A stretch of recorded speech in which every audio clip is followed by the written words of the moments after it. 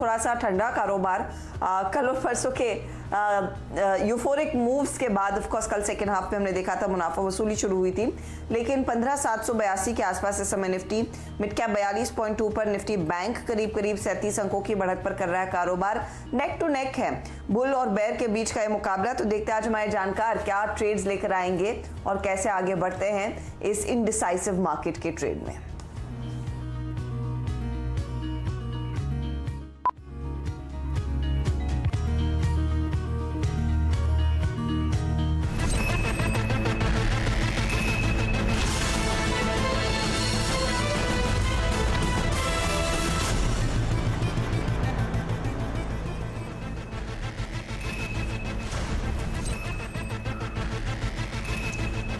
तो पहले आपके सामने लेकर आते हैं रिटर्न्स अब तक के। 3 जानकार मैदान में है, विकास सालुंखे, कुणाल शाह और आशीष बहेती। कुणाल दरअसल 6% के रिटर्न्स कल तक 3:30 बजे तक कमाकर गए। विकास सालुंखे ने करीब 4% के रिटर्न्स कमाए और लगभग 2% के रिटर्न्स आशीष बहेती ने अपने नाम किए। तो आज के मार्केट के माहौल में उनकी क्या रणनीति रहेगी, इस पर फोकस रहेगा। और साथ ही साथ ये जो ट्रेड्स दरअसल इनके टॉप परफॉर्मर्स थे, गोकुलदास एक्सपोर्ट्स विकास सालुंखे के लिए, IRCTC कुणाल शाह के लिए और L&T इन्फोटेक आशीष बहेती के लिए, उनके लिए आगे की क्या रणनीति है, किस तरह के ट्रेड्स पर ये करेंगे फोकस, ये सब हम डिटेल में करेंगे चर्चा। ऑटो कंपनियां लेकिन इस बीच आउट परफॉर्म करती हुई, ऑटो इंडेक्स दरअसल पॉजिटिव टेरिटरी में कर रहा है कारोबार। इसी के ठीक साथ मेटल्स में भी थोड़ी सी रौनक बनती दिखाई दे रही है और कंज्यूमर डिस्क्रिशनरी में आज हमने देखा है कुछ तेजी की पोजीशंस। तेल गैस कंपनियां, IT कंपनियों में कुछ मुनाफा वसूली के सौदे जरूर दर्ज हुए हैं। तो पहले फटाफट जान लेते हैं कि हमारे जानकार आज क्या ट्रेड लेकर आगे बढ़ेंगे। बताइए कुणाल, आप लीडरशिप पोजीशन में हैं, आज की अप्रोच स्ट्रैटेजी क्या है? गुड मॉर्निंग हर्षिता जी। ओवरऑल व्यू मार्केट पे अभी भी बुलिश ही है। डेफिनेटली जैसे कि कल हमने बात की थी, बैंक निफ्टी एक इंडेक्स है जो हम कल भी मैंने कहा था कि अवॉइड करना चाहिए करंट लेवल्स पे। कहीं ना कहीं 35,000 के आसपास एक रेजिस्टेंस है बैंक निफ्टी को, और ओवरऑल एक्सपायरी वीक है तो वॉलेटिलिटी डेफिनेटली बहुत ही हाई रहेगी। बट निफ्टी पे बाय ऑन डिप अप्रोच ही रखिए, जब तक 15,700 नीचे में नहीं तोड़ता तब तक निफ्टी बुलिश ही है। अपसाइड में जो अभी रेजिस्टेंस बन गया है वो है 15,900 का। उसके ऊपर एक बार निफ्टी क्लोज होता है तो हम 16,200 300 के लेवल्स भी देख पाएंगे। So overall approach bullish side पे ही है, but mid cap and small cap ये एक सेक्टर है जहाँ पे फोकस होना चाहिए एंड जहाँ पे से ही आज का भी एक स्टॉक हम पिक करेंगे। ओके, मिड और स्मॉल कैप्स पर ही फोकस रहेगा और ऐसा कुछ ट्रेंड बदला नहीं है इंडेक्स में आज की मुनाफा वसूली में या फिर आज की ठंडा ट्रेड में। विकास, गुड मॉर्निंग, आपकी अप्रोच आज के लिए? Good morning Harshada. जैसे मैंने कल भी बोला था कि थोड़ा सा व्यू कॉशियस रहेगा, क्योंकि ऊपर में जो 15,900 है ये स्ट्रॉन्ग रेजिस्टेंस यहाँ पे देखने मिल रहा है। और जो लार्ज कैप में कल थोड़ा बहुत प्रॉफिट बुकिंग देखने मिला था, ये जो टुवर्ड्स एक्सपायरी जो है मंथली एक्सपायरी, मुझे लगता है इसमें 15,670 और ऊपर में 15,800 इस रेंज में ये एक्सपायरी क्लोज होते हुए देखने मिलेगी। तो मार्केट आज थोड़ा सा सपोर्ट साइड के आसपास ओपन हुआ था, उसके आसपास जाके आया है। तो 15,670 टू 700 के आसपास एक सपोर्ट जोन है इंडेक्स को।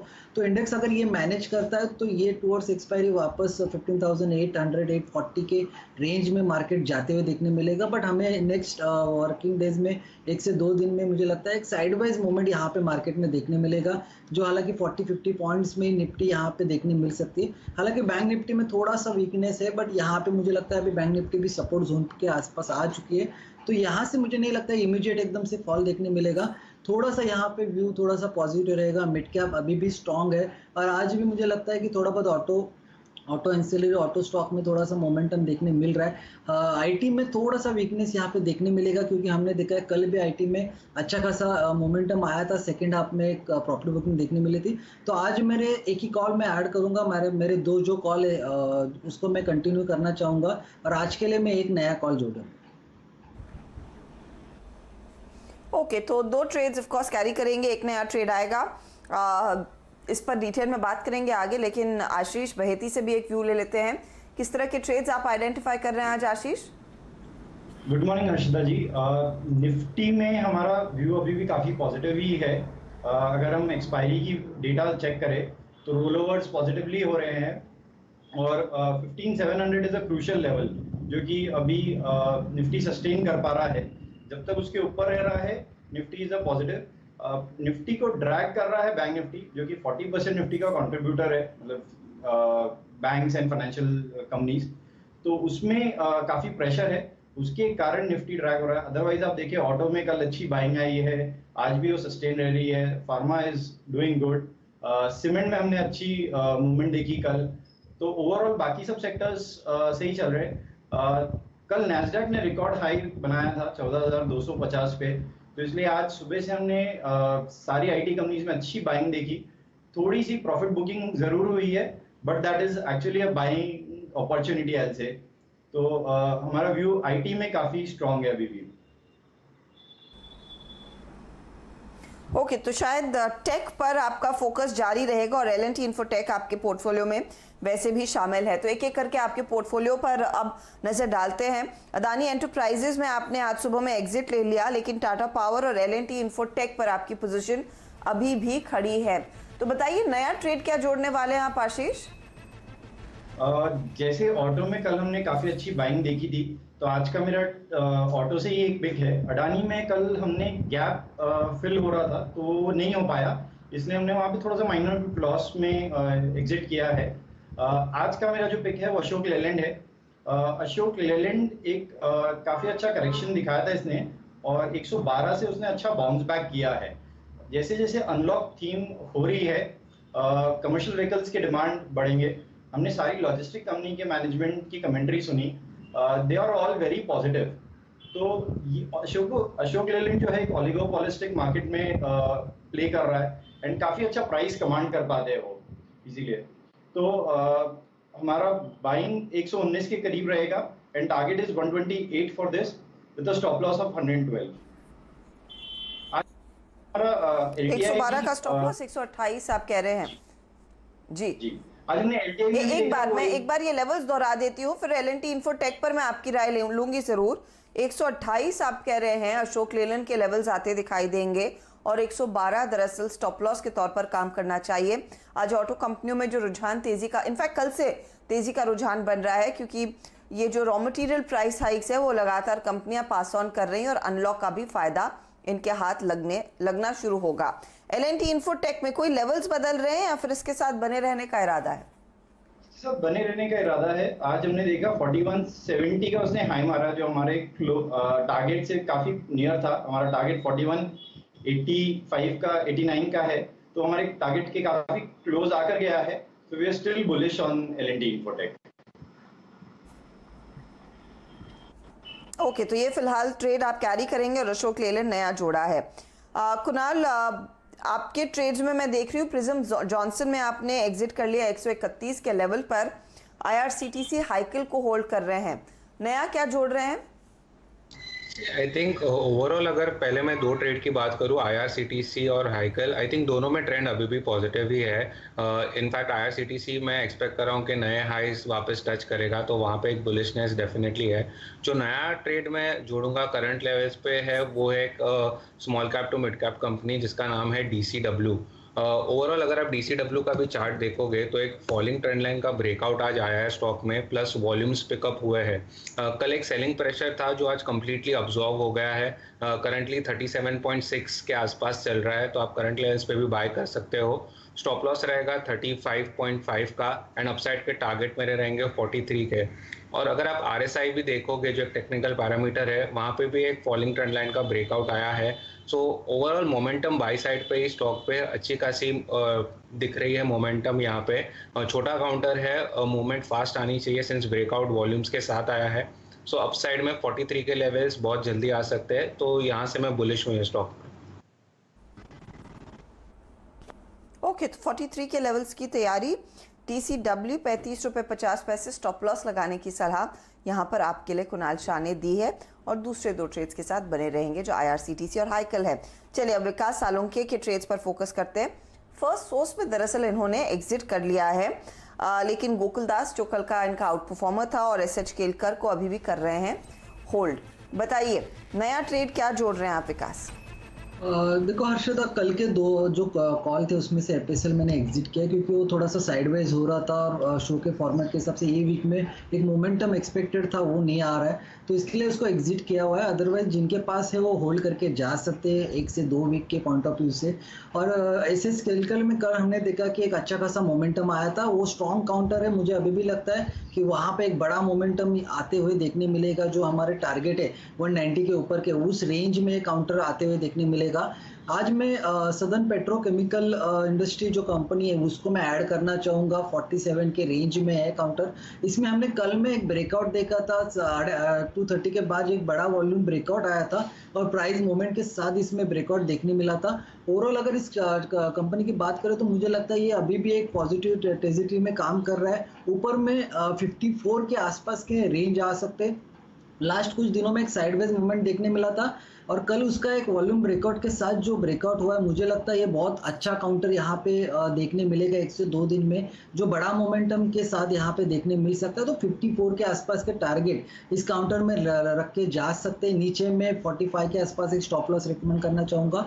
और मेरा दूसरा जो कॉल ऑन है वो जो गोकुल दास एक्सपर्ट, मुझे लगता है वो अभी भी स्ट्रॉन्ग कैंडिडेट है। यहाँ से 150 162 के रेंज के लिए वो जा सकता है, तो उसको भी होल्ड करके लेके जा सकते हैं। 1 से 2 दिन के पॉइंट ऑफ व्यू से तीनों काउंटर को भी होल्ड कीजिए। यहाँ पे मुझे लगता है एक बड़ा मोमेंटम आने के चांसेस है। और सदर्न पेट्रोकेमिकल इंडस्ट्री में मुझे लगता है कि एक अच्छा खासा ब्रेकआउट कल देखने मिला है और डिलीवरी भी अच्छी खासी मार्क हुई, तो ये थोड़ा सा लॉन्गर टर्म भी लेके जाएंगे तो भी अच्छा रहेगा। ओके, तो ये फिलहाल स्पिक पर एक ट्रेड 54 का टारगेट आपके लिए सामने निकल कर आया है। ये एक थोड़ा सा मीडियम टर्म ट्रेड भी साबित होता हुआ दिखाई देगा आपके लिए, इस पर आप ध्यान दीजिए। 45 स्टॉप लॉस रहेगा। चलिए काम करते हैं, लेंगे एक ब्रेक के बाद रिकैप करेंगे ओवरऑल रिटर्न्स क्या बन रहे हैं हमारे जानकारों के पोर्टफोलियो में। और आज वीएसटी टिलर्स के मैनेजमेंट से भी होगी बातचीत। नतीजे तो दमदार थे, अब यहाँ से आगे का आउटलुक क्या है इस पर करेंगे फोकस। बने रहिए CNBC आवाज़ पर।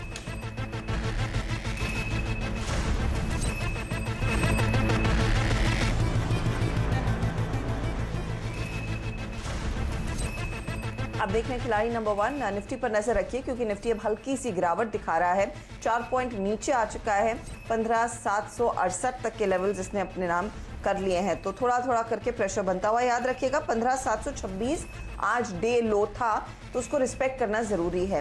निफ्टी बैंक भी अब सिर्फ 20 पॉइंट ऊपर है। मिड कैप इंडेक्स में 42 अंकों की ही बढ़त रह गई है। धीरे धीरे करके गिरने वाले स्टॉक्स की संख्या बढ़ रही है। लेकिन इस बीच फोकस करते हैं एक ऐसी कंपनी पर जिसने बहुत ही बढ़िया चौथी तिमाही के नतीजे पेश किए। अब यहाँ से आगे का आउटलुक क्या है, डिमांड की स्थिति क्या है, उस सब पर बात करेंगे।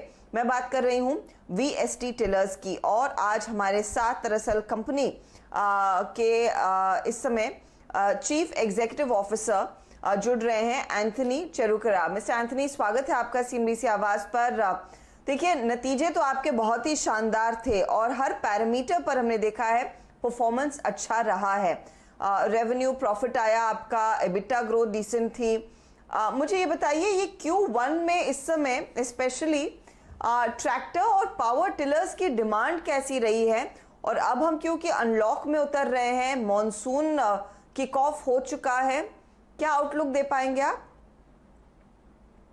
अप्रैल में ये थोड़ा टफ था कोविड की वजह से।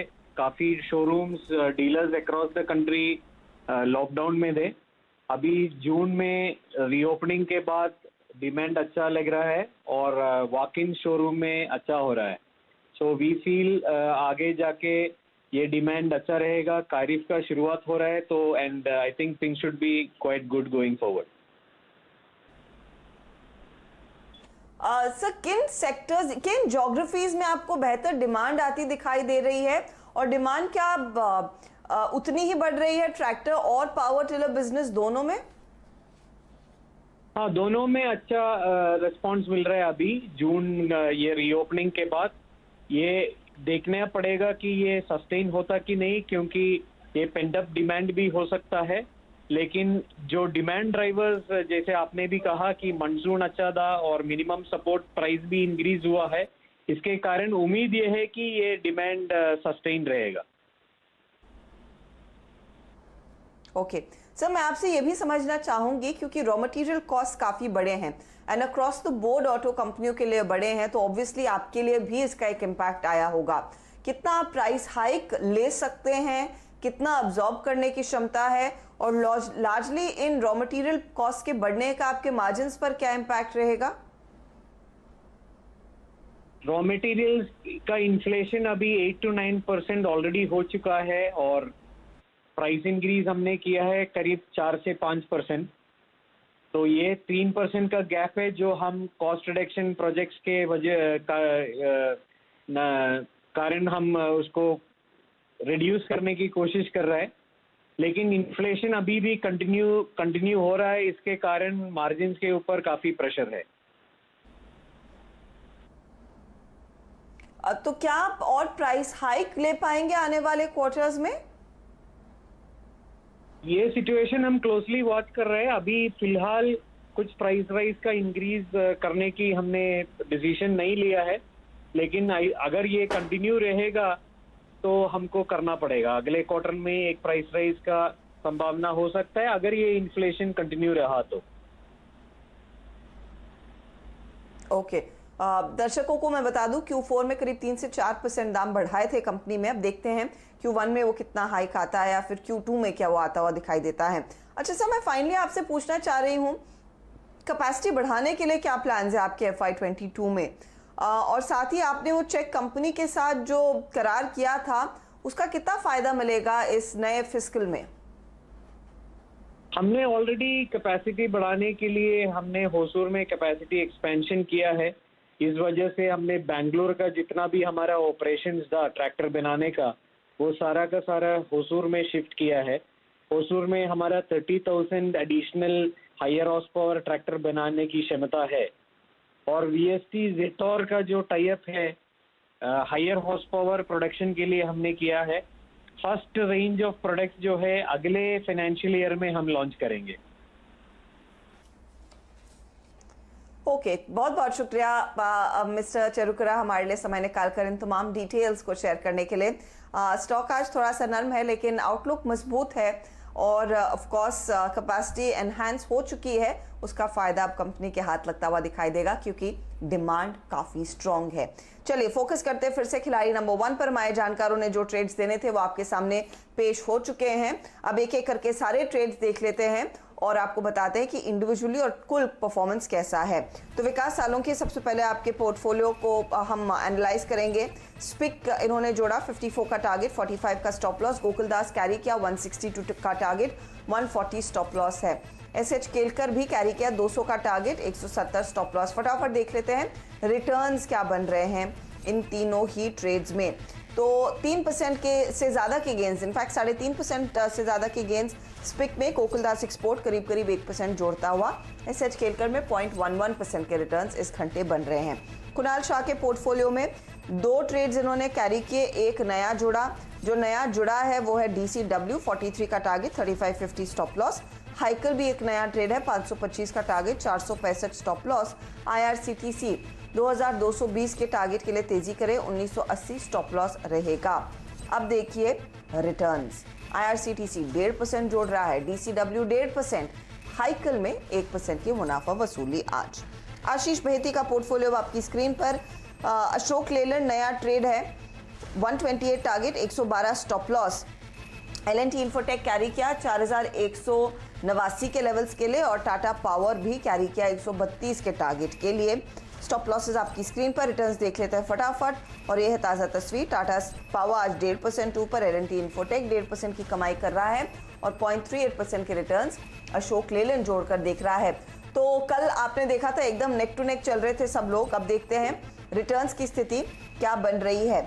आगे बढ़ चुके हैं विकास सालों के 9.5% के रिटर्न्स के साथ। इनके ठीक पीछे हैं आशीष बहेती 5% के रिटर्न्स पर, और आशीष को टक्कर दे रहे हैं कुणाल शाह अपने 4.86% के रिटर्न्स के साथ। तो ये है फिलहाल आपके लिए ताज़ा तस्वीर। चलिए लेंगे एक ब्रेक, और ब्रेक के बाद ऑफ कोर्स कमोडिटी मार्केट के एक्शन पर रहेगी सभी की नजरें। आप बने रहिए CNBC आवाज के साथ। नमस्कार।